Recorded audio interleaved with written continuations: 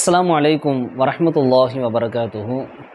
அன்பானவர்களே, ஸஹீஹுல் புகாரியிலே வரக்கூடிய நபிமொழி ரசூலுல்லாஹி ஸல்லல்லாஹு அலைஹி வஸல்லம் அவர்கள் சொன்னார்கள், இதா தஹல அஹதகுமுல் மஸ்ஜித, உங்களில் ஒருவர் பள்ளிவாசலுக்குள் நுழைந்தால் ஃபல் யர்க ரக்அத்தைனி கபல ஐ யஜ்லிஸ, அவர் அமர்வதற்கு முன்பாக 2 ரக்காயத்துகள் தொழுது கொள்ளட்டும்னு சொன்னாங்க.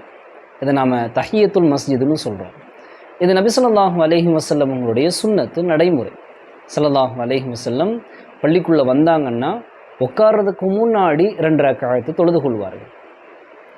இது எந்த காரணத்துக்காக வேண்டி பள்ளிக்குள்ளே வந்தாலும் சரி, தொழுகைக்காக வேண்டி வந்தாலும் சரி, அல்லது மார்க்க கல்வியை கற்றுக்கொள்ள வந்தாலும் சரி, அல்லது வேறு ஏதாவது காரணத்திற்காக வேண்டி பள்ளிக்குள் வந்தாலும் சரி, அவர் அமர்வதற்கு முன்பாக 2 ரக்காயத்தை தொழுது கொள்வது சுன்னத். இங்கே கவனிக்க வேண்டிய 3 விஷயங்கள் இருக்குது. முதலாவது விஷயம் என்ன? நபி ஸல்லல்லாஹு அலைஹி வஸல்லம் சொன்னாங்க, அவர் அமர்வதற்கு முன்பாக 2 ரக்காயத்தை தொழுது கொள்ளட்டும்னு சொன்னாங்க. அப்போ உட்கார்றதுக்கு முன்னாடி 2 ரக்காயத்தை தொழுதாதான் அது தஹியத்துல் மஸ்ஜிதாக ஆகும். இப்போ ஒருத்தர் உள்ளே வந்தார், உட்காந்துட்டாரு, உட்கார்ந்ததுக்கு பின்னாடி 2 ரக்காயத்தை தொழுதால் அது தஹியத்துல் மஸ்ஜிதினுடைய அந்த லிஸ்ட்டில் வராது, தஹியத்துல் மஸ்ஜிதாக ஆகாது. 2வது விஷயம், நபி ஸல்லல்லாஹு அலைஹி வஸல்லம் நீங்கள் பள்ளிக்குள் வந்தால்னு சொன்னாங்க. அப்போனா எல்லா பள்ளியுமே இதுக்குள்ளே வருமானா? எல்லா பள்ளிகளும் வரும். எந்த பள்ளிக்குள் நுழைந்தாலும் 2 ரக்காயத்து தொழுது கொள்வது சுன்னத்து, மஸ்ஜிதுல் ஹரமை தவிர்த்து. இப்போ மஸ்ஜிதுல் ஹரமினுடைய தஹியத்து, அதனுடைய காணிக்கை என்ன?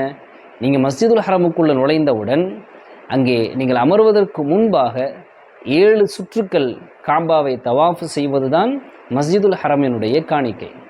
3வது விஷயம், ஒருத்தர் உள்ளே வர்றாரு,